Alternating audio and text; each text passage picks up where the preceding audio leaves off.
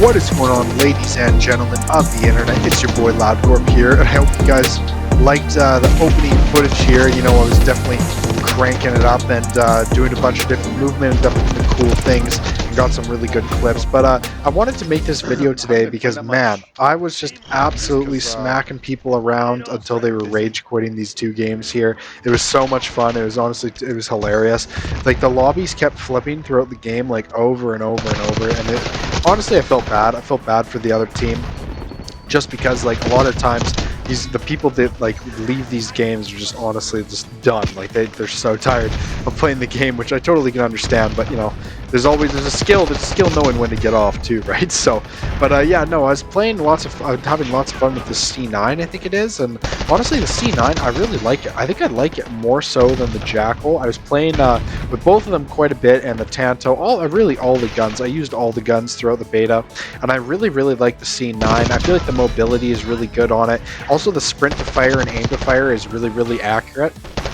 The Jackal, I feel like once it was nerfed, one of the things they might have changed, I'm not sure if they fully did or they didn't, but one of the things I think they changed is your accuracy to fire. So once you like pull up, so say I was getting like a kill or something like that, I sprinted up and I aimed in, the accuracy to center is going to be a little bit off. So you probably see that a couple times during the game. I mean, for the most cases, it's not really going to be a big deal. I mean, the Jackal's still performing really well. You guys would see me using it in this game, but I really like the C9. And then also, I really like the Sleeper Agent. So Sleeper Agent is super cool. You guys can see me here using that, and I really like the system. I think it's a really good, it's almost out of TF2. I was saying that in the last video. It feels like the Spy. I think there's going to be some super cool clips on Search and Destroy using this. People are going to do some crazy stuff. I plan on doing some awesome stuff with the pistol, like a Magnum, a knife, and then the Sleeper Agent kit, and then maybe like a throwing knife, just trying to pretend that I'm the Spy from TF2. I think it's going to be really fun. But for the most part, it's honestly like really balanced. I don't think it's like overpowered, like over-P. I don't think it's overpowered. This clip right here is absolutely insane. I just bodied this guy. I don't know how that guy wasn't like leaving the game after that one. He ended up staying in. That guy stayed in, but some of these other guys didn't. But yeah, no, I really like the Sleeper Agent. I think Sleeper Agent's really cool. I don't think it's overpowered. A lot of people can probably say that it's overpowered because you're able to obviously go incognito. But you know, there's always been stuff that's kind of been like hit or miss in Call of Duty, and like TF2 has been around for over 20 years now, I believe, right? Like, it's been around for forever. And Spy is like a classic system.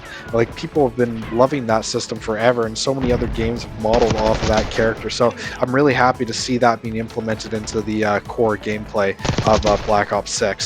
And then moving forward, I kind of want to just talk about the movement a little bit. I feel like players have been like over hyping the movement. You know, like there's all these videos that are like, oh, best movement clips, all this stuff. I mean, movement is like a really key part of Call of Duty, right? You know, if you think about what, in a nutshell, like the two basics of like being good in FPS was accuracy, can you land your shots, and how well can you move and dodge those shots, or where can you get yourself in the position of the map. So movement and map position kind of falls in the same category, and I think if you get really good at movement, you also get really good at map position too, right? Because you know where you're going to be at all different areas, just like how I was here, where I moved down and jumped down because I knew where the guy was shooting from, and like you kind of just figure out where you are on the map, and as you do that, your movement's going to get better as well.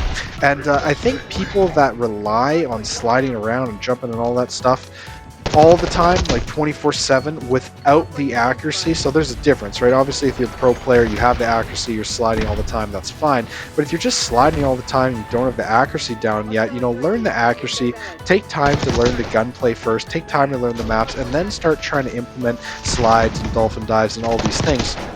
Because most of the time, it's probably just going to get you killed. Like, most of these people, like this guy right here, he's going to run and jump. He's going to try to do a jump shot. He didn't even jump shot me there. If he drop shotted, he would have saved himself more time, and he probably would have got killed. But he didn't, so I was able to pick him off. But yeah, no, like this second game here, I was playing really well as well. I got a couple of different really nasty clips on these guys, and these guys were really good too. Like every now and then, I play against really like bummy players, but most of the time I'm playing against people that are equally as good as me because of the way skill-based matchmaking works, right? So I'm either carrying people and I'm playing with bummy players, or I'm playing against sweats. And this was a sweat lobby for sure. I mean, most people they struggle, like they do struggle. Like if you start winning a game, the momentum is huge in Call of Duty, right? So people can get kind of annoyed and then they start missing their shots. So that's a big one for sure too. But these guys were definitely pretty good. I mean, they were hitting their shots for the most part, but their map sense wasn't the best. You know, they didn't really fully know where I was at all times and stuff like that. But if you guys want to practice that, you know, once this game comes out, hop in a private match with bots and run around. And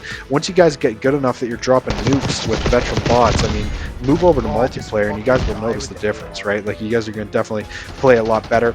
Also, figure out where the kill lanes are. You know, every map is generally a 3-lane map. Now they have 3-lane maps with like 3 lanes of verticality, so it's kind of 3x3. So just figure out where the hot spots are, right? And figure out where your gun does best and where your gun doesn't do best.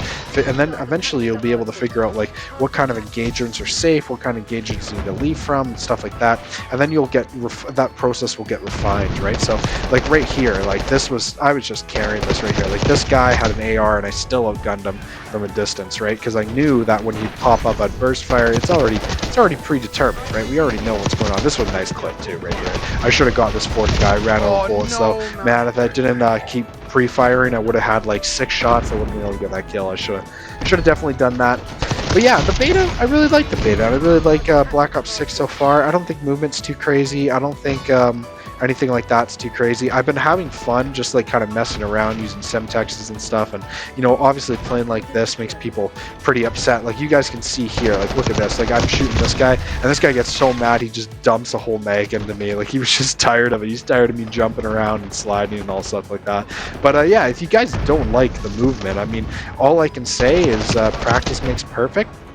Hop into a private match, start learning how to move a little bit better, start trying to get a little bit more fluent. I mean, you don't have to be obviously a pro player, you don't have to jump and slide and do all this stuff all the time, but it's definitely going to help you. Like look at this, like that movement saved me there for sure, getting to the back of those guys and using all the bullets to kind of land on top of each other. I was pretty lucky there, so that was definitely a good clip. But yeah, no, it's been fun, and I definitely like this game. I don't think this game deserves the hate. You know, it kind of reminds me of, I don't want to say older Call of Duties, but the time to kill is similar to COD Ghosts. So if you land your shots first, you're generally going to do well. If they're directly on top of you and you guys are in like a one-on-one gunfight, you know, it's kind of up for the coin toss. But for the most part, it's pretty logical, it's pretty fair. And yeah, I did pretty good these 2 games, and I hope you guys enjoyed this content. If you guys enjoyed it, then please leave a like and subscribe. And look at this here, I used the double semtex to try to push my way up and get that guy. I thought that was funny. But yeah, if you guys like the content, please leave a like and subscribe, and I'm going to produce content like this twice a day or once a day and just produce it all the time. So yeah, have a good one guys, and take care, stay loud, see ya, bye.